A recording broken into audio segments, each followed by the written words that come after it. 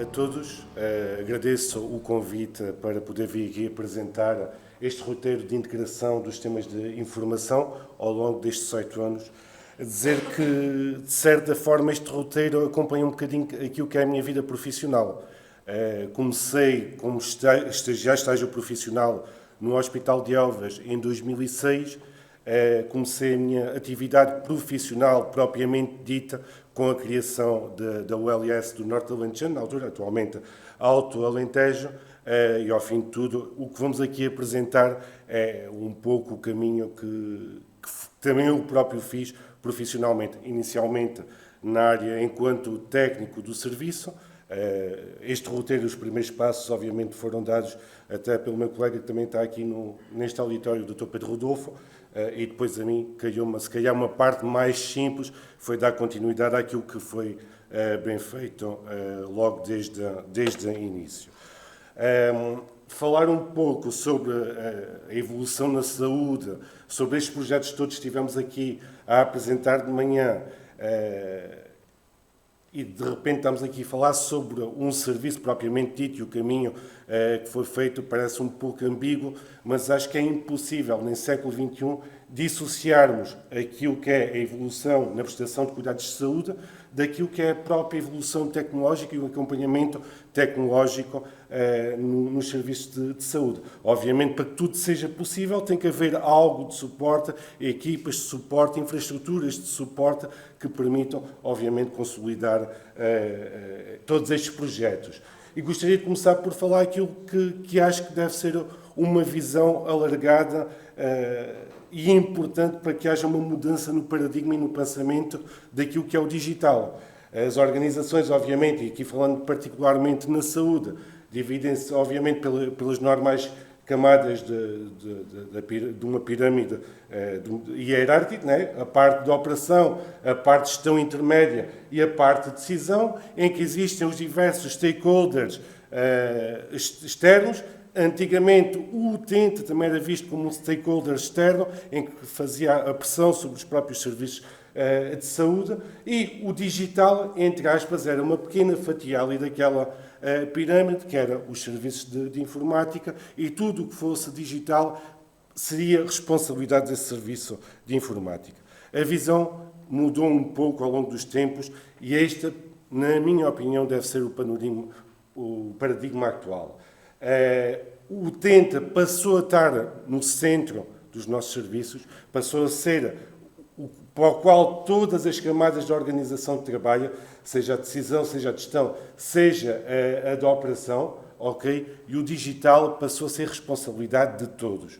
A informática é responsável, sem dúvida, para garantir a sua operacionalização, para garantir a sua continuidade, para apoiar na transformação digital, mas a responsabilidade do digital parte de todos, desde a camada de decisão até a camada da operação. E basta olhar para algumas legislações atuais que metem muita responsabilização, mesmo nos órgãos de decisão, em muitos dos temas que estão relacionados com o digital. Começando a pensar, a fazer um bocadinho este caminho dos 18 anos. Como é que fizemos este caminho? Focámos-nos nestes três principais pilares: pessoas, processos e tecnologia. Ok? Olhando para as pessoas, qual era o cenário inicial que tínhamos antes da constituição da ULS do Norte Alentejano, atual Alto Alentejo? 3 equipas distintas: uma Hospital de Elvas, uma Hospital de Porto Alegre, uma Sub-Região de Saúde de Porto Alegre, com soft skills e hard skills totalmente dispares, muito heterogéneas, ok? Em que o seu foco, a sua direção era o objeto na instituição ou na organização onde trabalhava. Hospital de Elvas, Porto Alegre, Sub-Região. E, obviamente, geograficamente dispersos com todas as dificuldades ou benefícios que na altura nos dava. Qual foi o caminho feito e qual é o cenário atual relativamente a este pilar das pessoas? Temos uma única equipa, maioritariamente em trabalho híbrido, ok? Começámos por centralizar a maior parte da equipa, nunca abandonando, obviamente, os centros de saúde e o Hospital de Elvas, mas neste momento, e fruto daquilo que foi as necessidades da pandemia, em que maioritariamente fomos para teletrabalho, percebemos claramente que foi um regime de trabalho que trouxe vantagens e assim nos mantemos. Neste momento estamos organizados, temos o serviço organizados por áreas funcionais, em que cada uma dessas áreas funcionais tem processos bem definidos e com centros de responsabilidade também bem definidos. E neste momento também, em vez de estarmos orientados à instituição, estamos orientados aos serviços que fornecemos aos nossos clientes internos.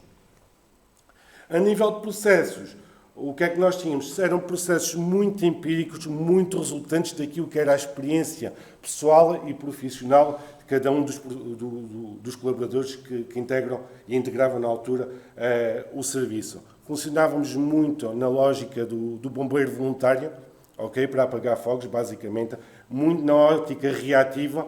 Havia incidente, havia problema, atuávamos. E havia um planeamento muito a curto prazo, muito também ótica deste serviço reativo, em que as necessidades nos chegavam basicamente no serviço e pelos utilizadores para implementar no momento, porque era essa a necessidade do momento. Atualmente temos o serviço organizado por um projeto, em processos, como falei, baseado em boas práticas internacionais. Tem ali duas frameworks de referência pelo qual nos guiamos, a ITIL e a COVID-5. Temos a estruturação e a normalização dos nossos processos de atuação. Criámos níveis de serviço internos, okay? De certa forma, também para podermos dar prioridade àquilo que realmente tem mais impacto no negócio e naquilo que é a atividade principal da nossa instituição.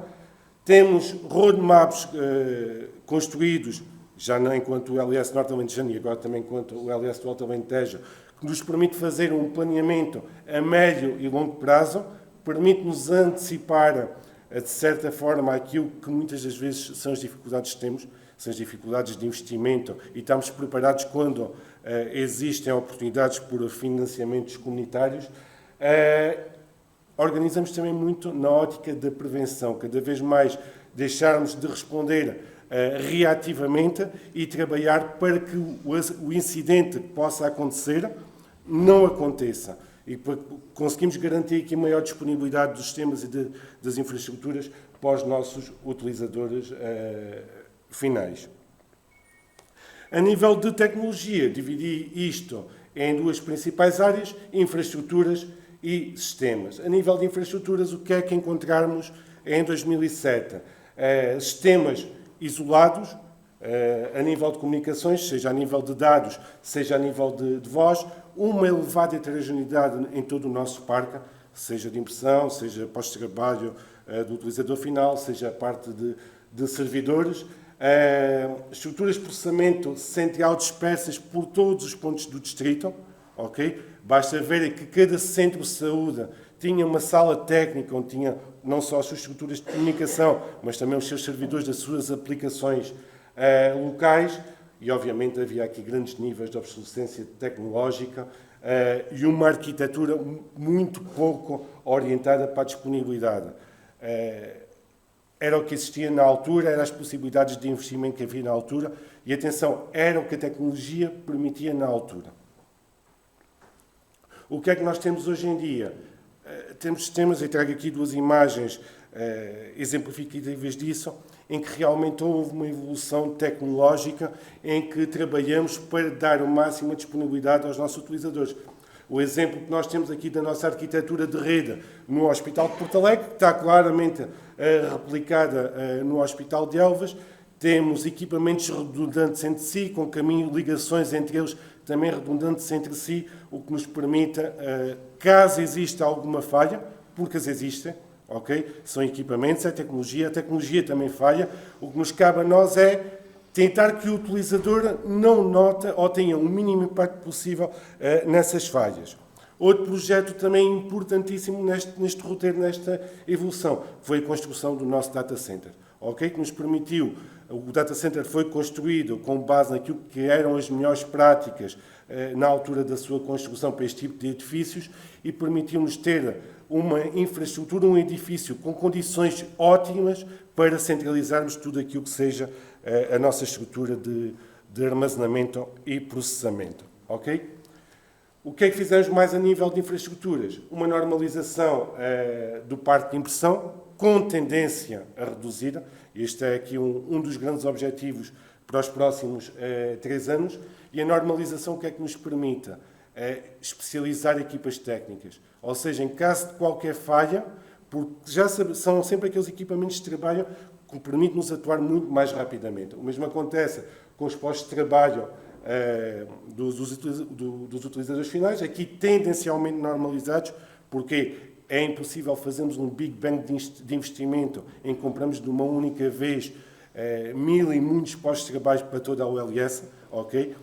Mas neste momento posso dizer que temos 3, 4 modelos de postos de trabalho a trabalhar em toda a OLS. As salas de sistemas consolidadas no data center da nossa OLS e, adicionalmente, no data center da SPMS, fruto da estratégia nacional, uma redução do número de servidores físicos, aumentando o número de servidores de máquinas virtuais, ok? Aqui também contribuindo um bocado para aquilo que é chamada a Green IT, redução de custos energéticos, seja pelas necessidades de climatização, seja pelo próprio consumo dos equipamentos e em sistemas verdadeiramente críticos, implementadas arquiteturas e mecanismos de tolerância a falhas que nos permitam ter uma disponibilidade muito próxima dos 100%. A nível de sistemas, o que é que encontramos? Sistemas legados são sistemas com tecnologia ultrapassada, mas são de tal forma vitais para a instituição que nós não podemos simplesmente mandá-los fora e metê-los de novo. Ok? Para as mesmas áreas, tínhamos sistemas iguais, mas para respostas aos serviços. O que é que eu quero dizer com isto? E obviamente faz parte do passado. Por exemplo, tínhamos um serviço de imagiologia e tínhamos 2 PACs. Um no Hospital de Elvas, um no Hospital de Porto Alegre. Ok? Mesmas áreas, sistemas diferentes. Algumas lacunas em sistemas informáticos e continuamos a ter. É a realidade e não vamos esconder. Não temos todas as áreas informatizadas, mas já fizemos um longo percurso, um longo caminho nesta área. A informação dispersa por todos os sistemas informáticos e a dificuldade que isto traz, tanto para os profissionais de saúde como para os órgãos de gestão, a necessidade de garantir a mobilidade dos utilizadores. Ok? Porque com a criação da ULS, os projetos que houve com descentralizações de consultas hospitalares, os próprios serviços de apoio circularem por todos os pontos da ULS, havia a necessidade de ter uma mesma identidade digital em todos os pontos da nossa ULS e os sistemas estavam focados nos serviços e não tanto no utente. Nesta área dos sistemas, o que é que fizemos? Consolidação de sistemas e de base de dados, exemplos, os ISO hospitalares, o sonho, havia o Hospital de Elvas, havia o Hospital de Porto Alegre, criámos um único. A nível dos cuidados de saúde primários, a mesma coisa. Neste momento temos um único sistema para o Departamento dos Cuidados de Saúde Primários. Não temos um único para o OLS, apesar das tentativas ao longo destes 18 anos, ainda não foi estratégico a nível central, ok? Quero acreditar com a criação das ULS que houve recentemente, se calhar com um peso e uma dimensão distinta, que o caminho no futuro possa ser este, um único sistema de informação independente do nível de cuidados em que estamos a falar. Criámos uma plataforma de interoperabilidade em 2008, muito antes da existência da atual PDS, ou RSE, ok? Que já nesta altura os nossos profissionais, cuidados primários, cuidados hospitalares, conseguiam ver os nossos utentes como fosse um utente único a nível de sistemas de informação e navegar pelo sistema de uma forma simples e intuitiva. Implementação de novos sistemas informáticos de apoio à atividade clínica e logística, exemplos de circuitos de medicamento, RIS, PACS, agendamentos centralizados, e aqui temos feito um caminho, eu diria, notável e se calhar único no país, principalmente na área dos meios complementares de diagnóstica e terapêutica, e uma identidade digital única para o colaborador, independentemente do local onde está. Temos um foco muito grande na desmaterialização, independentemente da área onde esteja. Obviamente, olhamos muito para a implementação de sistemas que sejam úteis, tanto para utentes como para profissionais. Aqui coloco utentes porque os utentes fazem parte do nosso sistema, portanto, também temos que trabalhar para eles e também os colocar nesta área das estruturas de apoio e fazer um caminho longo, já vai longo, mas não vai parar claramente naquilo que é a normalização técnica e semântica da interoperabilidade digital. Desafios para o futuro. O que é que eu identifiquei aqui? A humanização na saúde digital. Vemos cada vez mais, este tem sido o caminho percorrido até agora. Os profissionais, muitas vezes, como têm mais tecnologia para utilizar, muito a olhar para o monitor, porque é isso que os registros o pedem, e a terem cada vez menos tempo para olhar propriamente para o utente, e o caminho agora tem que voltar a dar uma curva para haver um equilíbrio entre uma coisa e outra, obviamente com os recursos tecnológicos que existem, à presente data. A cibersegurança e a segurança de informação, foco importantíssimo, e já tivemos várias experiências, outros hospitais pela negativa, e o impacto que isto tem no próprio serviço que prestamos aos nossos utentes. Acho que é impensável hoje em dia qualquer ULS, qualquer hospital, de repente não temos sistemas de informação para trabalhar. Não é? Onde está a informação dos nossos utentes, continuamos a trabalhar, porque a medicina, a enfermagem nasceu muito antes de nascer as tecnologias de informação, mas certamente o processo, naquilo que é o ritmo do nosso dia, será mais difícil. A inteligência artificial temos que a trazer claramente para dentro de casa, mas com uma utilização muito responsável. Okay? A inteligência artificial não visa substituir os profissionais de saúde, visa apoiar os profissionais de saúde. Portanto, deve vir, mas com uma utilização muito responsável. A telemonitorização e a telemedicina, desafio, porque vamos colocar isto também ao serviço dos nossos utentes. E os nossos utentes, obviamente, não todos, mas até por aquilo que é a faixa etária maioritária do nosso distrito, os níveis de literacia digital poderão não permitir acompanhar sempre estas novas iniciativas. Pelo que temos que arranjar estratégias para combater isto e, obviamente, a quantidade e a qualidade dos dados e informações para que eles traduzam em verdadeiro valor para a nossa instituição. E a primeira parte da minha apresentação está. Espero ter cumprido tempos. Sim.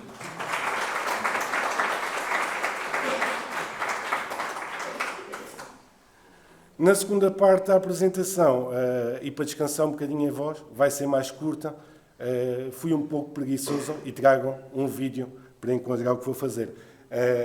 Contextualizando esta segunda intervenção, tem a ver mais com projetos inovadores na área dos serviços de urgência. Okay? Vou apresentar um dos projetos, a enfermeira Liliana vai apresentar outro projeto a seguir também dentro desta área. Este nosso projeto, que é o Follow-up Mais Saúde, foi um do que o Dr. Miguel referiu no início, que iniciou antes da pandemia, e a pandemia, porque as prioridades obviamente tiveram que ser outras, teve que abrandar o ritmo, mas tenho a certeza que agora vai a voltar a velocidade de cruzeiro. Na altura, numa candidatura que fizemos ao Prémio de Boas Práticas em Saúde, já não me recordo o ano, e aliás foi um dos projetos finalistas.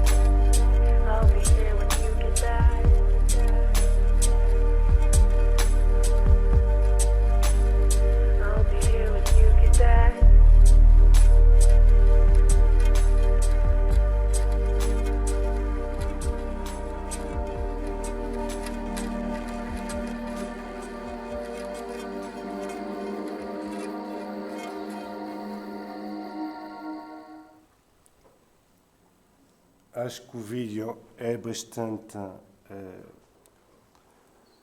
claro naquilo que é a apresentação do projeto.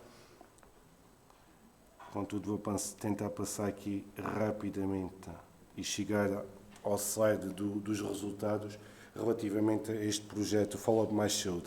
E, obviamente, como qualquer projeto, tem que nascer sempre de um problema ou de uma necessidade, e o problema que nós aqui identificamos é a procura desadequada dos recursos de saúde. A mentalidade hospitalocêntrica, ok? Todo doente voa à urgência. O serviço de urgência, todos nós sabemos que não é propriamente um serviço para dar seguimento àquilo que é a necessidade do utente, basicamente estabilizar o que tem a situação e encaminhar para os níveis de cuidados que são necessários. O que é que o típico português tem na sua mentalidade? Ok, melhorei, então já não vou fazer mais nada porque tenho mais que fazer, tenho o meu dia-a-dia. O que é que isto muitas das vezes leva? Leva a que exista uma nova agudização e uma nova procura dos serviços de urgência.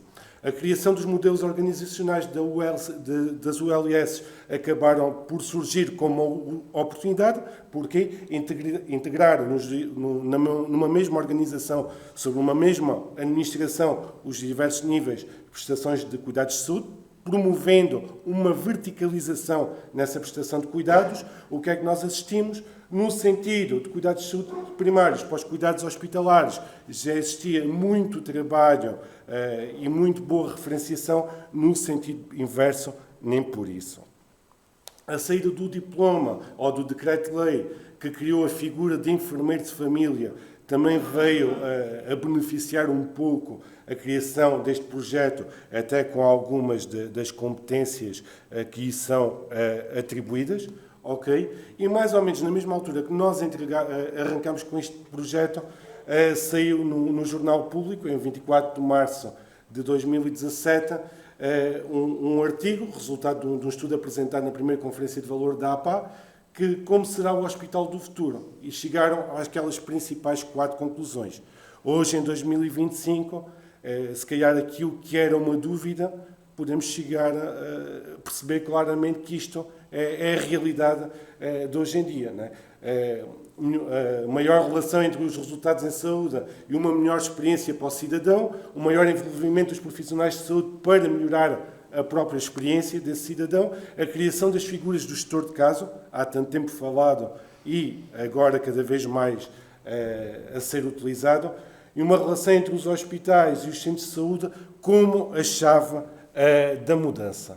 Okay? Qual é o conceito deste projeto? Basicamente uma corresponsabilização entre utente e instituição, profissionais de saúde, para aquilo que é a procura, a garantia do acesso aos cuidados de saúde. Okay? Não esperarmos que o utente venha sempre por sua iniciativa aos cuidados de saúde em casos previamente identificados e colocar a instituição um pouco desse lado a tentar agir proativamente. Obviamente, garantindo condições para, em caso de necessidade, que esse utente possa ser rapidamente acompanhado. Quais foram os critérios de admissibilidade que colocamos neste projeto?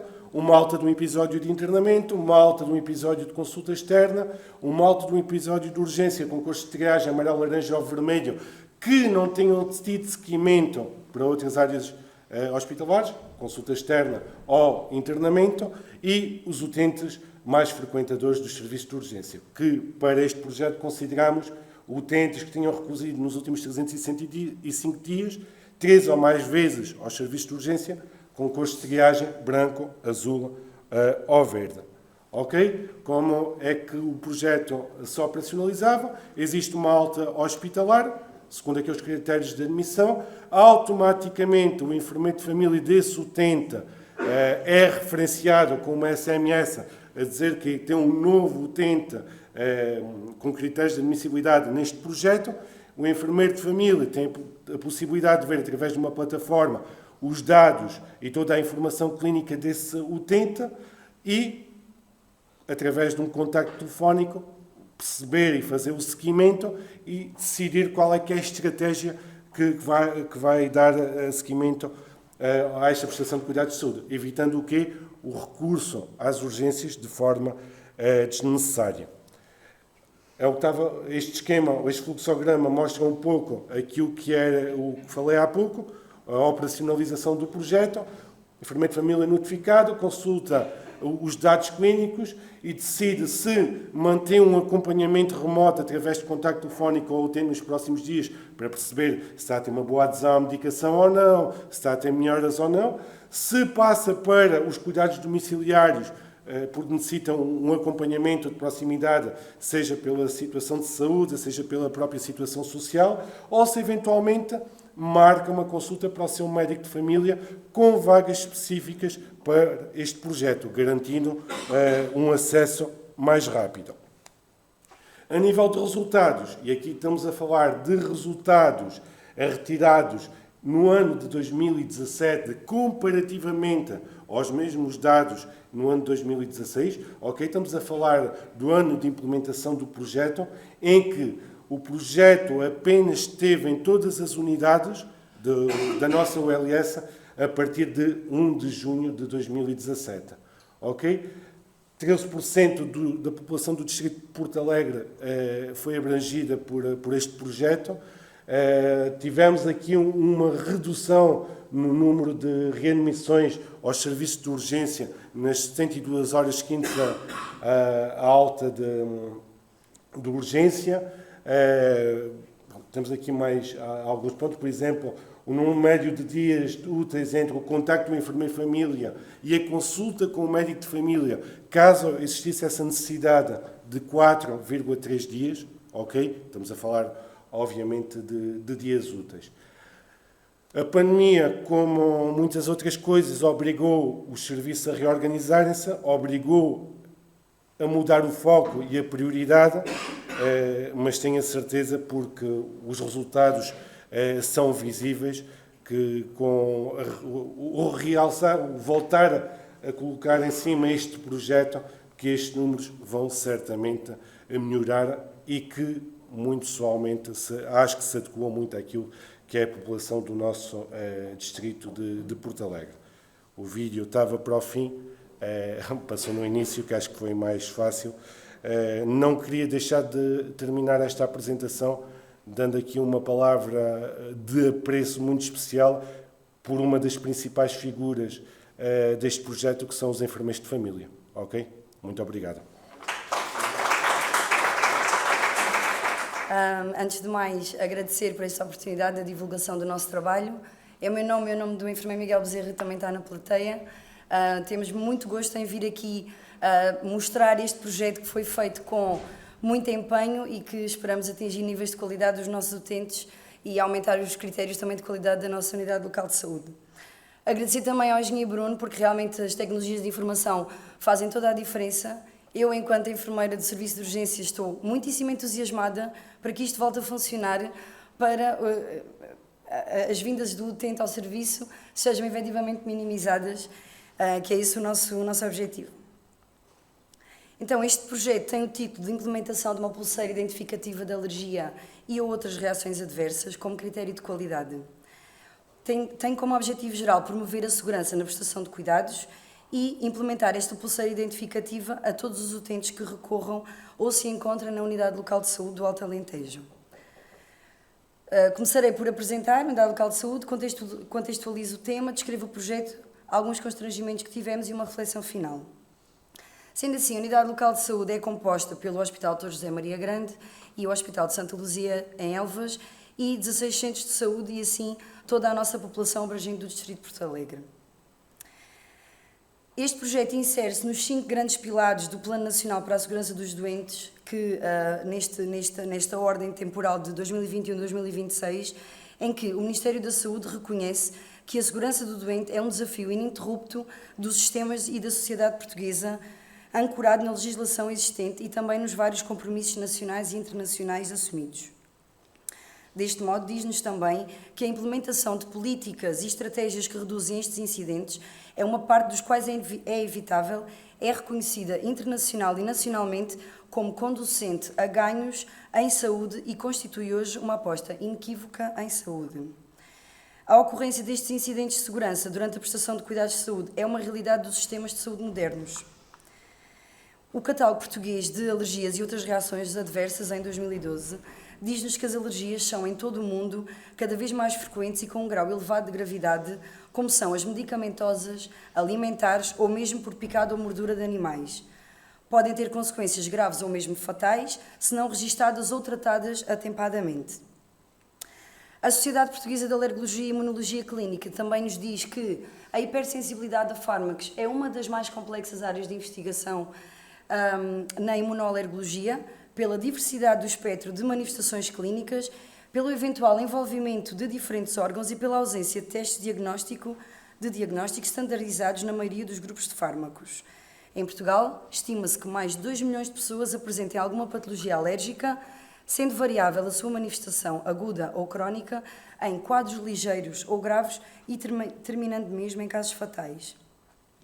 Deste modo, a DGS, através da norma de 002 de 2012, que foi posteriormente atualizada em 2015 e até hoje não teve outra atualização, diz-nos que os médicos e ou enfermeiros devem registar as alergias e reações adversas em cada episódio de internamento, consulta, emergência ou em qualquer outro episódio de prestação de cuidados de saúde, sempre que delas tenham conhecimento e, em especial, se estas decorrerem da prescrição de medicamentos.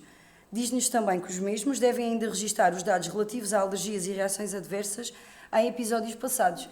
E aí sim, necessitamos todas as pessoas ao longo da permanência do utente na nossa unidade local de saúde, cuidados de saúde primários, vindas à urgência, internamentos. Portanto, sempre que tenhamos conhecimento deste tipo de alergias, devemos confirmar se estão devidamente notificadas, neste caso nos sistemas operativos, que nós temos a OS Clínica em vigor, e notificá-las sempre que ocorram connosco ou que tenhamos conhecimento delas no passado.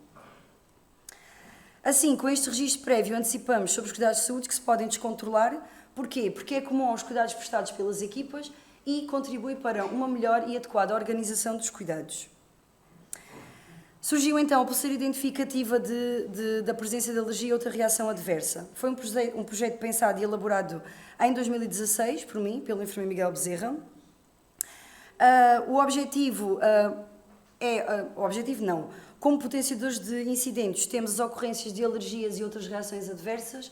Os utentes normalmente estão fragilizados, ansiosos, que não mencionam o alergénio conhecido, devido ao elevado número de doentes e pela resposta célere em situações agudas e devido às equipas multidisciplinares, houve a necessidade, o nosso pensamento, de criar esta implementação desta pulseira. Assim sendo, o que é que nos permite esta colocação da pulseira? Permite uma visualização rápida, identificação precoce da existência de alergia ou reação adversa, permite-nos uma antecipação ao erro e ao desconhecido, contribui para um aumento da confiança e satisfação do utente, é uma medida promocional da cultura de segurança na prestação dos cuidados e protege essencialmente o doente e o profissional de saúde. Assim, este projeto foi aprovado em janeiro de 2022, a instrução de trabalho em agosto do mesmo ano e foram posteriormente adquiridas estas pulseiras roxas. Criámos a instrução de trabalho, está disponível através dos nossos sistemas operativos também na intranet. Esta instrução de trabalho é transversal neste momento à unidade local de saúde, por a pulseira estar implementada nos serviços e em quem quiser requerer. Assim sendo, em julho de 2022 realizámos a formação aos colegas do serviço de urgência e pretendíamos divulgar o projeto, uniformizar os procedimentos, atualizar conhecimentos dos colaboradores, desenvolver competências na sua área de intervenção, elevar ao mais alto nível dos cuidados de saúde prestados e ter uma postura ativa e responsável na atualização dos conhecimentos. E assim garantimos a segurança do doente e aumentamos padrões de qualidade. Dizer-vos que através desta uniformização de procedimentos minimizamos o erro, aumentamos os padrões de qualidade e promovemos a segurança do doente, que é esse o principal objetivo na sua vinda às unidades de saúde. Ressalvamos a importância crucial no registro ser efetuado em local apropriado. Volto-me a repetir, portanto, o nosso sistema operativo é o OS Clínico. Qualquer pessoa que consulte ou a vinda do doente, esta barra, quando nós entramos no doente, Ali em cima diz aquele pontinho que está assinalado a vermelho, diz alergias, e quando nós fazemos a notificação de uma alergia, passa para amarelo e nós já sabemos que aquele doente tem uma alteração. Portanto, aquele quadradinho passa para amarelo, nós entramos lá no quadradinho e abre-nos uma caixa em que nos permite ver qual é que é e permite sempre atualizar, tirar algumas, pode haver eventualmente enganos, e voltar a registar novas. Como é que operacionalizamos? Portanto, inicialmente esta pulseira é colocada na triagem, no serviço de urgência, preferencialmente no mesmo punho que a pulseira atribuída. Portanto, neste caso, na triagem de Manchester, a cor roxa foi porque não é uma cor que faz parte da triagem de Manchester. Em caso de o utente estar internado, a pulseira é colocada também no mesmo braço onde está a pulseira identificativa do internamento. Isto porquê? Para evitar termos que andar a ver um membro e o outro, e é muito mais fácil quando confirmamos a identidade do doente, verificamos então este alerta para nos antecedermos a possíveis problemas que possam advir de alguma alergia. Roxa, porque sim, portanto volto a dizer porque sim. Eu sei que vamos entrar na altura da Páscoa, mas não, foi só mesmo porque não fazia parte e achámos que era uma cor interessante, e só precisamos única e exclusivamente de uma caneta de acetato para permitir escrever na nossa pulseira o alergeno ou a reação mencionada ou descrita efetivamente já no processo do doente. Assim, as pulseiras foram implementadas inicialmente em 3 pontos de entrada do utente, no Serviço de Urgência do Hospital Dr. José Maria Grande, no Hospital de Elvas e na SUB de Ponte Soura. Só aqui umas imagens ilustrativas de quem não conhece: Hospital de Porto Alegre, Santa Luzia de Elvas e Centro de Saúde de Ponte Soura.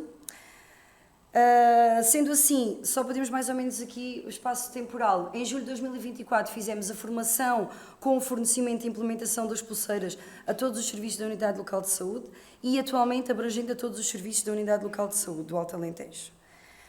Por curiosidade, desde junho de 2022 até fevereiro de 2025, os utentes que recorreram ao serviço de urgência do Hospital de Porto Alegre foram cerca de 124 mil e até ao final de fevereiro de 2025 nós colocámos foram pedidas 4.060 pulseiras roxas. Assim, como cronologia do projeto, início em 2016, fizemos a aprovação da aquisição das pulseiras, início no serviço de urgência, fizemos formação posteriormente e a instrução de trabalho também ali em 2024 transversal, e neste momento estamos todos formados e implementados a nossa pulseira na Unidade Local de Saúde. O que é que nós fazemos atualmente? Monitorizamos o cumprimento do procedimento, conferimos o registro informático e o objetivo é identificar a ocorrência de incidentes na presença da pulseira. Aqui bibliografia para consulta. Muito obrigada. Eu sou enfermeira especialista em saúde materna e obstetrícia e estou aqui em representação da equipa de enfermagem do Serviço de Saúde, do Serviço de Obstetrícia da USALE. Queremos agradecer, em primeiro lugar, este convite que nos foi dirigido e a oportunidade de partilhar os nossos projetos de proximidade, aqueles que temos vindo a desenvolver. Trazemos aqui hoje todos os projetos de proximidade que se encontram implementados no Serviço de Obstetrícia pela equipa de enfermagem e que pretendem dar resposta à população que recorre ao mesmo. Dentro da resposta integrada a grávidas de baixo risco, temos o curso de preparação para o parto, que pretende promover uma experiência positiva do parto. Temos uma consulta de gravidez de termo de baixo risco dirigida a todas as grávidas com mais de 36 semanas de gestação, grávidas de baixo risco, da área de abrangência da USALE. Temos uma consulta de vigilância da gravidez de baixo risco, dirigida às grávidas de baixo risco sem médico de família. Uma consulta de follow-up a realizar na primeira semana após o parto a todas as mulheres, todas as puérperas cujo parto ocorreu na nossa maternidade, e uma consulta de puerpério a realizar entre a 4ª e a 6ª semana após o parto a todas as puérperas que não têm médico de família. Só falando aqui um pouquinho do nosso programa de preparação para o parto, foi com este programa que demos início ao projeto de proximidade da maternidade. Este programa teve início em 2010, inicialmente de forma presencial, exclusivamente na maternidade.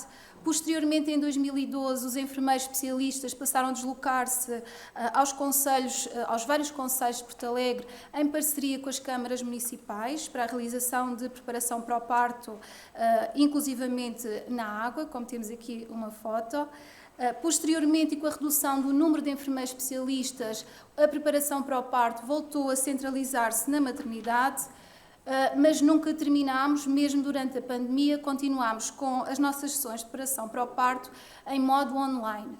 Atualmente, a preparação para o parto está centralizada na nossa maternidade e, desde a pandemia, em modo presencial e também em modo online, de forma a conseguirmos também chegar às franjas da nossa população, àquelas mulheres que estão mais distantes da maternidade e que poderão eventualmente ter mais dificuldade em se deslocar fisicamente.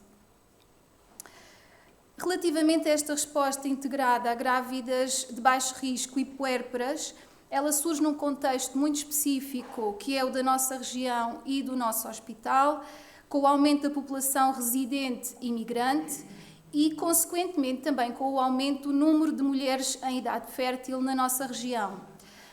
Num momento de escassez de recursos humanos em medicina geral e familiar e médicos obstetras, e uma equipa de ESMOs, portanto, enfermeiros especialistas em saúde materna e obstetrícia, com competências, enquadramento legal e motivação para dar resposta às necessidades da população da área de abrangência da ULSALE. A nossa consulta da gravidez de baixo risco termo teve início em julho de 2024, num serviço com alguma carência de médicos obstetras para a realização de consultas. Foi através do estabelecimento de protocolo com o Conselho de Administração para a aquisição de perfis para a prescrição de exames para os enfermeiros especialistas, protocolos também com as USIFs para a referenciação das grávidas de termo, ou seja, todas aquelas com mais de 36 semanas, foi possível a concretização desta consulta. Na consulta, realizamos agendamentos das consultas seguintes, segundo um protocolo, e na última consulta, caso o trabalho de parto ainda não tenha iniciado espontaneamente, não é? E agendamos a indução de trabalho de parto na maternidade.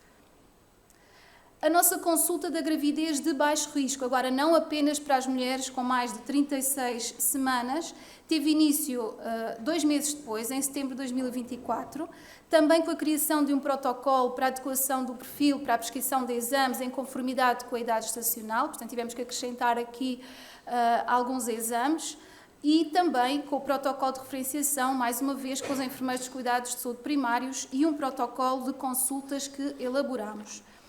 Relativamente ao protocolo de consultas, apresentamos aqui uma tabela que define o agendamento das consultas de acordo com a idade gestacional e garantimos desta forma uma vigilância da gravidez num acompanhamento contínuo, em momentos pré-definidos pela Direção-Geral de Saúde, podendo chegar a um total de 10 consultas por gravidez.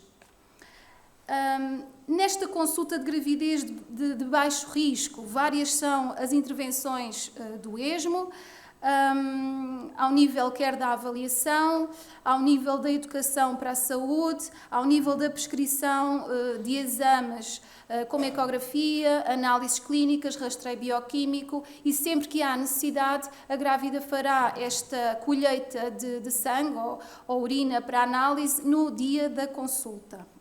A realização também pelos enfermeiros de cardiotocografia em grávidas com mais de 36 semanas e a auscultação cardíaca fetal em grávidas a partir das 14 a 6 semanas, que é precisamente o que a colega Dulce está aqui nesta foto a fazer. Com o agendamento da consulta, a próxima consulta, de acordo com o protocolo que apresentámos anteriormente. Ainda não terminamos, então continuamos com uma consulta ainda de follow-up do puerpério e consulta de puerpério, estas com início em novembro de 2024, portanto o puerpério consiste no período pós-parto. Temos uma consulta de follow-up na semana seguinte ao parto na maternidade para todas as mulheres cujo parto ocorreu na nossa maternidade e uma consulta de puerpério entre as 4 e 6 semanas a todas as puérperas sem médico de família.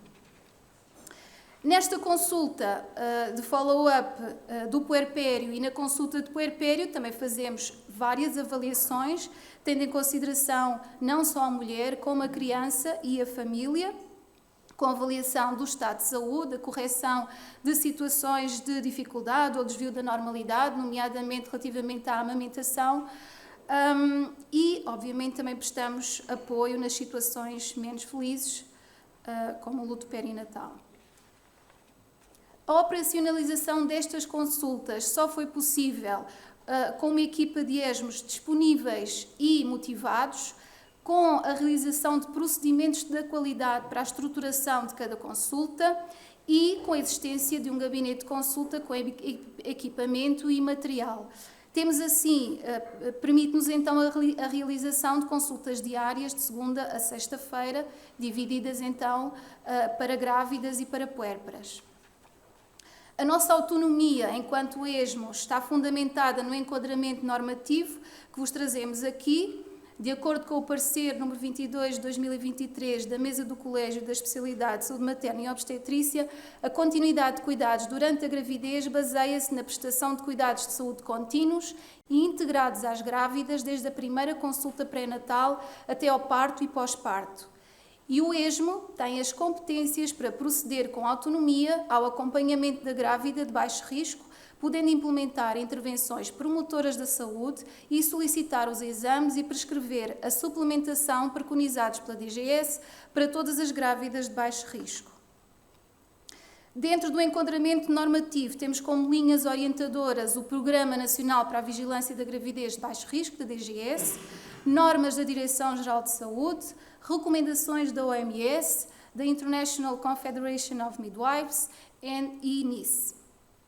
E ainda, consideramos ainda no nosso enquadramento normativo outros documentos orientadores da Ordem dos Enfermeiros e também do Parlamento Europeu e do Conselho da União Europeia.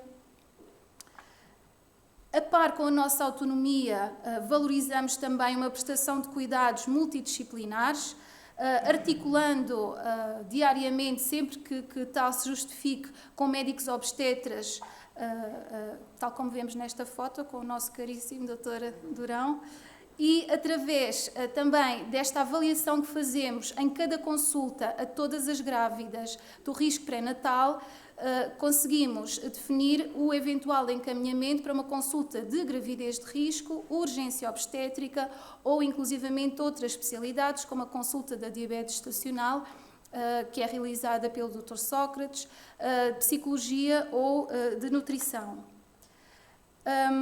Aqui mostramos o número de grávidas e de puérperas atendidas entre 3 de julho e 10 de março. A preparação para o parto é aquela que tem maior expressão, com 792 consultas, seguida da gravidez de baixo risco termo, com 416 consultas, o follow-up do puerpério com 56, a vigilância de gravidez de baixo risco 45 e o puerpério com 5. O acesso à consulta de puerpério é aberto a todas as mulheres, cujo parto ocorreu na maternidade, mas nem todas optam por vir, nomeadamente aquelas que vivem mais longe da maternidade.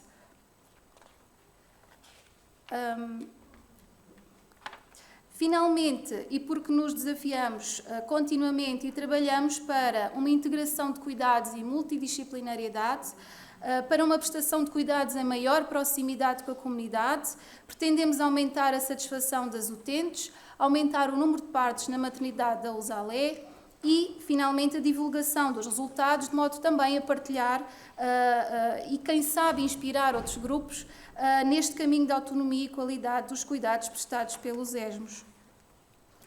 Nos 50 anos do Hospital Dr. José Maria Grande e 18 anos da nossa Usalé, continuamos com o compromisso de qualidade e proximidade com as utentes no âmbito da saúde materna no Alto Alentejo. Apresentamos aqui a equipa responsável pelos projetos descritos, a enfermeira gestora e os enfermeiros especialistas em saúde materna e obstetrícia. E muito obrigada pela atenção. Em primeiro lugar, obrigada ao convite para estar aqui a explicar esta iniciativa que é muito carinhada por todos que constituímos esta equipa. Pronto, isto é um bocadinho o que vou falar.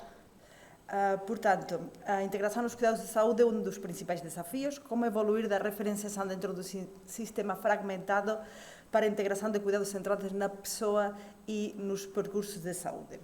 É um conceito abstrato que pode ser classificado em 3 níveis. O primeiro, que seria nível de referenciação, que é o clássico, o nível de coordenação entre várias equipas em que existem uma definição de coordenação, e a integração total de recursos em que acompanha de uma forma coordenada, mas em simultâneo, o doente no seu percurso. Especificamente em paliativos, a OMS preconiza que é uma responsabilidade ética dos sistemas de saúde e que deve estar garantida a prestação numa base de um serviço abrangente baseado em cuidados de saúde primários. Mas, ao mesmo tempo, também sabemos que quanto mais precocemente forem iniciados os cuidados paliativos, os benefícios são maiores a nível de qualidade de vida dos doentes e das famílias, mas também na gestão de recursos, porque se evitam internamentos inadequados, episódios de urgência, procedimentos fúteis e custos indiretos. Também pode aumentar a sobrevida e falta por fundamentar qual seria a perspectiva dos profissionais nesta integração precoce. A articulação e a coordenação será possível sem comunicação? Achamos que não. Apostamos neste projeto realmente numa comunicação eficaz.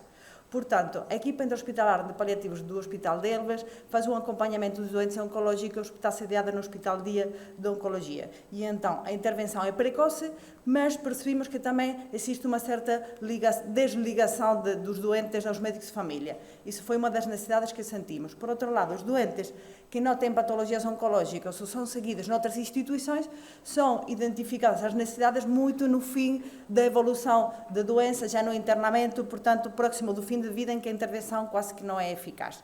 Portanto, precisávamos era integrar os cuidados paliativos no resto dos níveis de serviços e equipas que acompanhavam doentes com necessidades paliativas. Portanto, desafiamos aos responsáveis de todos os serviços e unidades que acompanhavam doentes com necessidades paliativas de alguma outra forma, e criamos a equipa Integrar Mais PAL para propor a candidatura para melhorar esta integração para o programa Integrar PAL da PAFIC. A nossa equipa heterogénea a nossa proposta foi selecionada a nível nacional e começamos realmente o processo da PDCA, que nos permite esta metodologia identificar o problema comum, que existe uma ausência de integração real dos cuidados paliativos, mas que a base muitas vezes em que os profissionais desconhecem que possa ser melhorada essa qualidade de vida, a qualidade do atendimento, e desconhecem qual é o papel de cada um de nós que podemos ter nesse percurso. Ou seja, normalmente o que é que identificaram todos, quer do serviço de cirurgia, o ACF, é que eles acham que não podem fazer nada e então saem do cenário e fugem da cena. O que é que acontece é que todos coincidimos que aplicar a metodologia das reuniões multidisciplinares de oncologia à medicina paliativa, reunindo profissionais envolvidos ou representantes dos diversos serviços numa reunião programada para partilhar a informação relativa aos doentes, podia ser útil. Portanto, foi a proposta que nós fizemos: facilitar a transmissão estruturada e eficaz da informação clínica programada, ou seja, não ir falando uns com os outros pelos corredores, mas ter uma programação de uma consulta em que todos nós nos reuníssemos para falar de doentes identificados.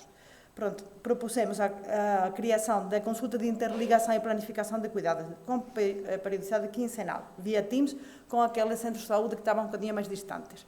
Outras intervenções que identificamos foi também um telemóvel específico para a equipa, para os profissionais, quer das equipas comunitárias, SSI, e os serviços hospitalários, incluidamente a urgência, pudessem contactar com a equipa de paliativos. O início da consulta de interligação, como já falei, com representantes de cada um dos serviços, definir os critérios e circuitos para referenciar os doentes para esta consulta, e definir os indicadores para avaliar depois a efetividade destas intervenções. Portanto, participar neste programa, esta equipa tão heterogénea, trouxe várias surpresas. Portanto, reformulamos objetivos comuns, percebemos todos que era necessário normalizar a integração da medicina paliativa, ou seja, que não fosse dependendo de contactos pessoais, recursos um bocadinho aberrantes, não, tinha que ser uma coisa normalizada, com comunicação estruturada, evitando depender de profissionais críticos, porque era pouco eficaz, muito menos eficiente, seguro, e não era realmente justo para os doentes. Reduzir o desperdício era um dos nossos objetivos, de deslocações, de comunicação, enfim.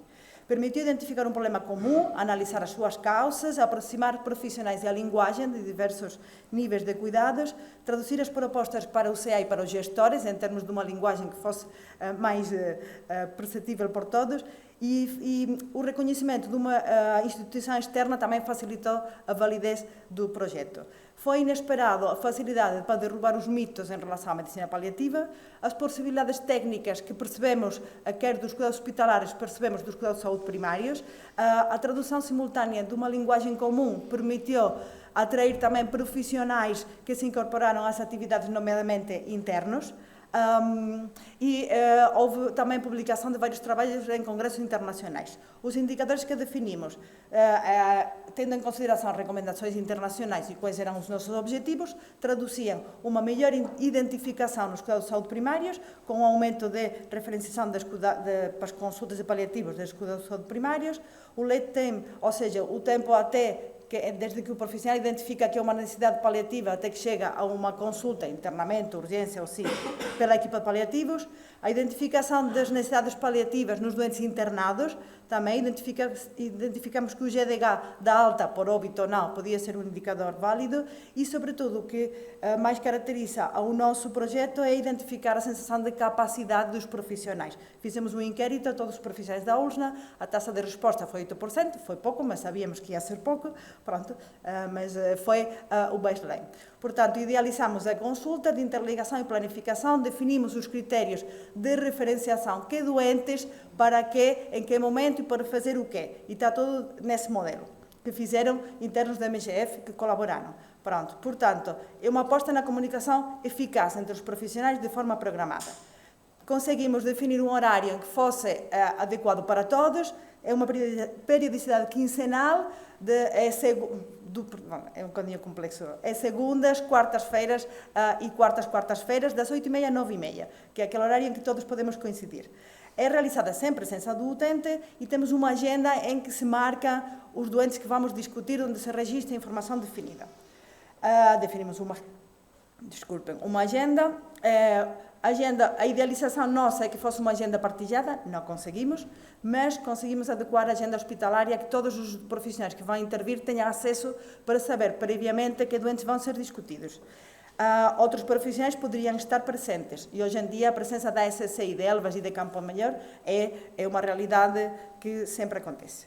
Pronto. Definimos também um diário pré-definido para facilitar, para definir melhor que objetivos é que nós temos, necessidades do doente, da família, e escrever qual é a função que decidimos entre todos de cada um, dos cuidados de saúde primários, da SSI, da urgência, qual é o plano com o doente e que limitações terapêuticas há, o que é que o doente não quer que se faça. Os constrangimentos, a dificuldade em ter uma agenda partilhada entre os cuidados de saúde primários e hospitalares, mas conseguimos ultrapassar, dando capacidade de acesso a todos os profissionais. Fizemos uma análise preliminar dos primeiros 3 meses, definimos 4 tipos de cenários em que os doentes são marcados. São os ambulatórios para a coordenação das intervenções e necessidade de completar, portanto, o doente, quando começa a estar numa fase mais complicada, precisamos que os cuidados de saúde primários estejam envolvidos, se perderam o envolvimento. Doentes internados prévio à alta, para planificar a alta. Doentes acompanhados pela SSI e doentes ambulatórios em que é necessário, normalmente são pedidos dos cuidados de saúde primários, necessitam coordenar o circuito hospitalar, que, por exemplo, o diagnóstico e o acompanhamento. O mais importante é que realmente os doentes recorreram muito menos à urgência e se tiveram que ficar internados por falecimento, que infelizmente continua a ser, foi por pouco tempo. Se compararmos os nossos objetivos entre 2023 e 2024, realmente aumentou a referenciação desde os cuidados de saúde primários e aumentou também desde a consulta externa, medicina e cirurgia referenciaram também. Reduziu-se as referências são desde o internamento, já não referenciam para asilo, mas sim para consultas paliativas, quer dizer, são doentes que têm alta, ou seja, não são identificados no internamento no final de vida. Fizemos um inquérito nos primeiros 6 meses profissionais. Todos que tinham participado de alguma forma ou outra nessas reuniões se verificaram nos 2 domínios predominantes, que era a vantagem que consideravam desta atividade para melhorar a comunicação e a articulação. Todos acharam que o benefício era significativo e também o benefício em termos pessoais de satisfação profissional. Portanto, todos acharam que ficaram muito mais seguros de conhecer o papel dos outros e de sentir-se mais satisfeitos. No primeiro semestre de 2024, voltamos a reavaliar qual era a nossa atividade e realmente se mantém, aumentamos um bocadinho o número de não oncológicos, portanto já é melhor, e acontece que houve uma percentagem de doentes que nunca se deslocaram ao hospital. Portanto, o médico de família apresenta, decidimos as intervenções e ou continuam no lar ou continuam no domicílio e nunca se deslocaram ao hospital. Aqueles que precisaram ir à urgência foram só mesmo numa situação de últimos dias e os internamentos, depois de ter participado, de ter sido discutido o caso, só a demora média de 1,2 dias. Sobretudo, nenhum dos episódios de urgência ou de internamento houve registro de procedimentos futis, dolorosos e invasivos para o doente, que penso que é muito importante. Em 2024, no total, foram 63 consultas. Participam de forma rotineira internos da MGF, internos de medicina interna e SSI, portanto acho que é um papel fundamental para a formação dos profissionais, também enfermeiros em formação que vão adquirir a especialidade em paliativos. Falta-nos a nível de indicadores avaliar a satisfação dos doentes, mas a satisfação dos profissionais voltamos a avaliar, agora, recentemente, na última semana, é o último slide, penso, e realmente ainda aumentou mais a sensação de utilidade desta consulta, são poucos doentes, é verdade, mas o mais importante é que, se vemos aqui nos 2 últimos gráficos, é que a sensação de capacidade de informar, acompanhar doentes, por os diversos profissionais que participaram, foi muito positiva e a satisfação passou de 94% a 100%. Pronto. Portanto, dos que preencheram o inquérito, só 25% tinham estado no grupo que definiu a intervenção. Portanto, acho que não é só uma coisa que nós achamos que estamos a fazer um bom trabalho, é que as pessoas gostaram. Portanto, facilita a continuidade de cuidados e a comunicação entre profissionais de diferentes níveis, aumenta a permanência dos doentes no domicílio, também nos que estão em lares e unidades, acabam finalmente por falecer no hospital, isso sim, sabemos que é uma limitação, não conseguimos, mas realmente estão em casa o maior tempo possível. Os reinternamentos são de curta duração, uma vez discutidos. Existe necessidade de melhor divulgação e parece aumentar a satisfação dos profissionais envolvidos e, sobretudo, a capacitação deles para acompanhar depois doentes nesta situação. É tudo. Obrigada. Então, os nomes de todos os colaboradores do Serviço das Consultas Externas, SSI, Serviço de Cirurgia, de Urgência e as várias USFs que colaboram connosco. Obrigada. Passa a favor. Bom dia a todos. Quero desde já agradecer a possibilidade de estarmos aqui hoje a partilhar convosco aquilo que tem sido o desafio. Em primeiro lugar, implementar um programa de hospitalização domiciliária e, mais recente, há cerca de um ano, o que tem sido implementar um CRI numa unidade local de saúde. O nosso CRI polivalente, a denominação é polivalente, como vão perceber, porque nós somos constituídos por 3 unidades funcionais. A unidade funcional de hospitalização domiciliária, agregamos também por necessidade uma unidade de telesaúde que nos permite fazer o acompanhamento, não apenas durante o internamento, mas também um follow-up após o internamento, todos os utentes que estão connosco, e para acompanhar tudo o que tem sido a nossa produção. Também o Centro de Estudos e de Investigação, dado de ser uma área inovadora ainda em Portugal. Antes de nos localizarmos no tempo, quero também referir que nós, atualmente, estamos incluídos nos cerca de 40 centros, unidades e centros privados que têm a hospitalização domiciliária, mas também tivemos no grupo pioneiro de cerca de 7 unidades que iniciou o programa de hospitalização domiciliária. Posso retroceder aqui, isto tem sido o nosso percurso ao longo do tempo. Nós iniciámos atividade em 2020. A nossa unidade de hospitalização domiciliária também teve vários modelos, chamemos de gestão.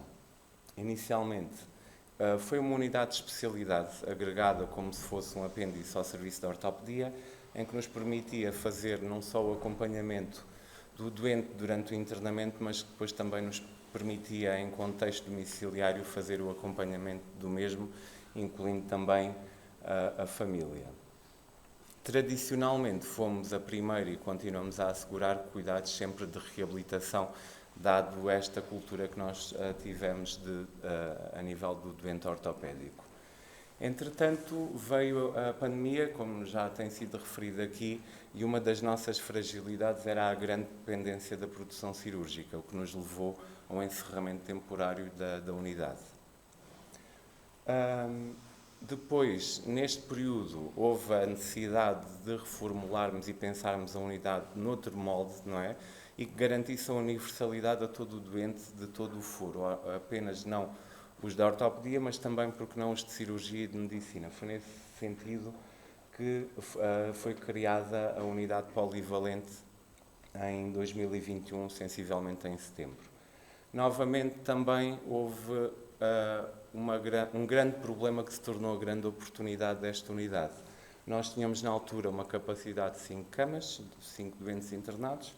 Veio a pandemia que, localmente, acabou por nos trazer grandes necessidades de reformulação dos serviços de saúde, o que aconteceu em muitos sítios.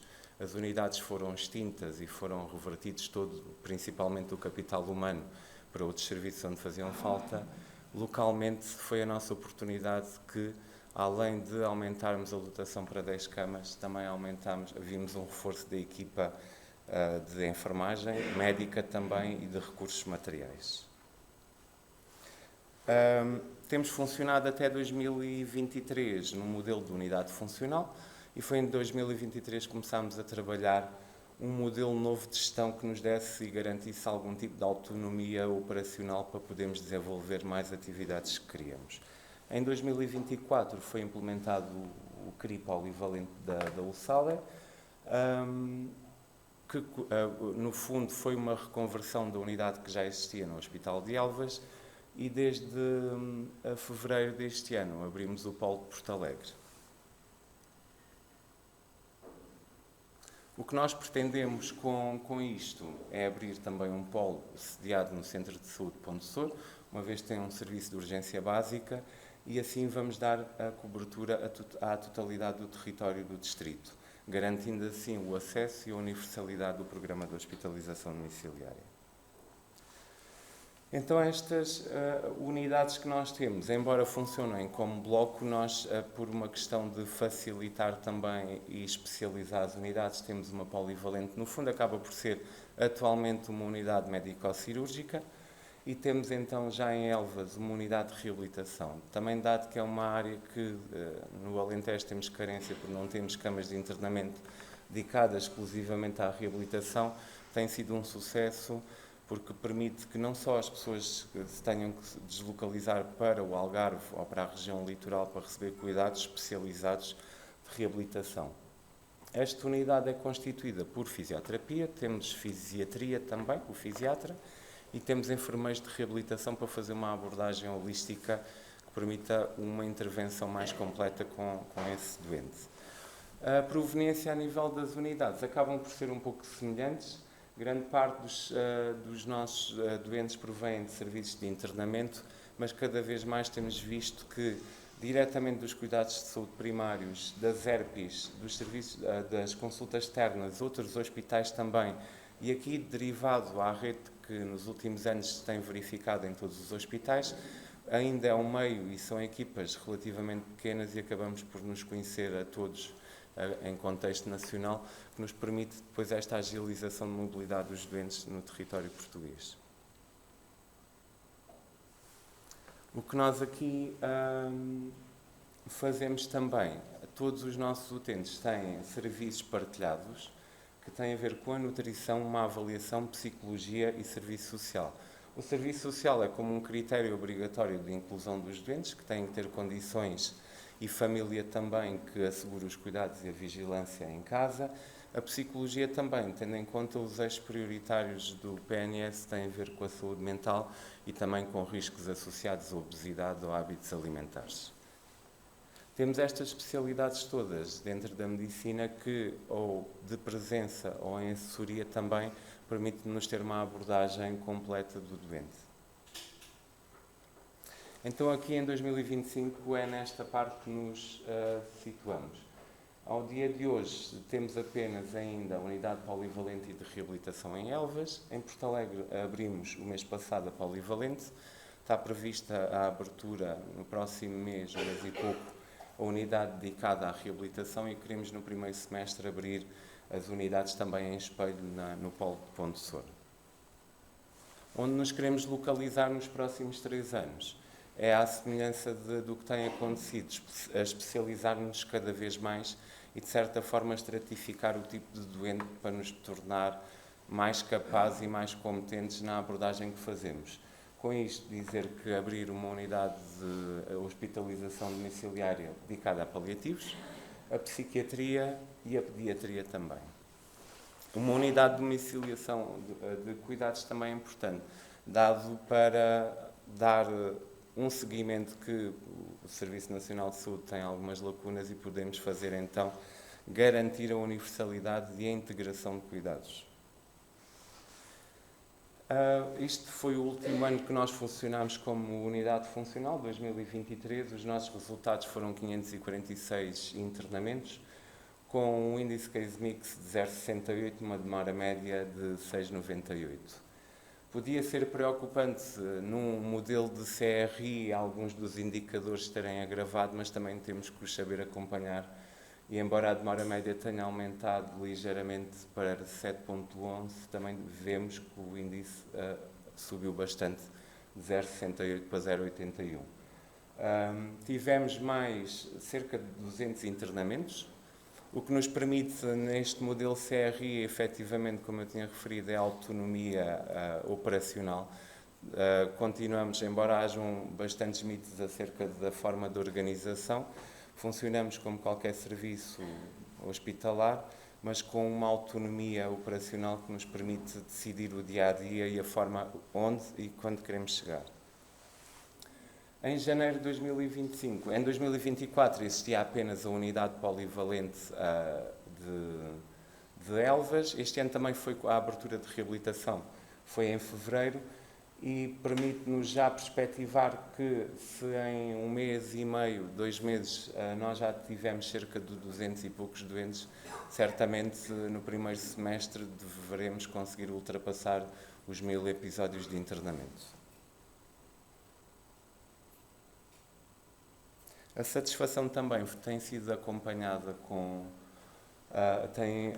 houve um aumento com a implementação do CRI, também é discreta porque o grau de satisfação já era bastante elevado, portanto há ligeiras nuances que nós vamos trabalhando, mas ainda temos uma margem de 0,3 para melhorar, que é uma das nossas preocupações. Desta forma, com a abertura dos 3 polos, que no fundo é a mesma unidade, mas são 6 serviços de internamento, queremos chegar ao final do ano pelo menos com 60 camas na casa das pessoas, 10 de cada tipologia, 30 dedicadas à reabilitação e as outras 30 à polivalente, e com isto ultrapassar os 4.100 episódios de internamento por ano, e a 3 anos também, contudo, no seu expoente máximo, conseguirmos acima de 12.000 doentes internados em casa. E desta forma também, julgo que fui breve o suficiente também, dado o avançar da hora, em resumo que os CRIs são um modelo de gestão baseado em eficiência. É uma das nossas grandes preocupações. Estamos muito preocupados por aumentar a satisfação do doente, prestar os melhores cuidados e cuidados diferenciados num distrito envelhecido e com uma área geográfica muito grande, prestar cuidados diferenciados de nível hospitalar em todos os concelhos do distrito. Tem havido também um aumento da satisfação dos profissionais, uma vez que acabam por ter muita autonomia para decidir o seu dia-a-dia, em gestos simples como até a própria elaboração do horário, que é mais vantajoso e que gostam mais de fazer. O índice Case Mix também tem aumentado, o que nos permite dizer que tem sido preocupação o apostar na formação dos funcionários que o constituem. A redução das demoras médias, principalmente estamos preocupados por ajudar as 2 unidades hospitalares a reduzirem a demora média no internamento convencional. Os cuidados de proximidade é uma realidade, ou seja, as pessoas já não precisam de sair de casa para receber cuidados de especializados hospitalares, evita muitas deslocações. Utilizamos a telesaúde como um meio também de chegar mais perto, porque nem o profissional, especialidades médicas principalmente, precisam se deslocar ao domicílio e muito menos também o doente precisa de vir ao hospital para ser observado. O que nós temos efetivamente e queremos até ao final do ano é construir 3 enfermarias na casa das pessoas em que garanta a universalidade e os direitos sejam iguais a todos os residentes do distrito. E para terminar, dizer que tal como é o nosso slogan do CRI Polivalente, no CRI Polivalente nós criamos valor em saúde.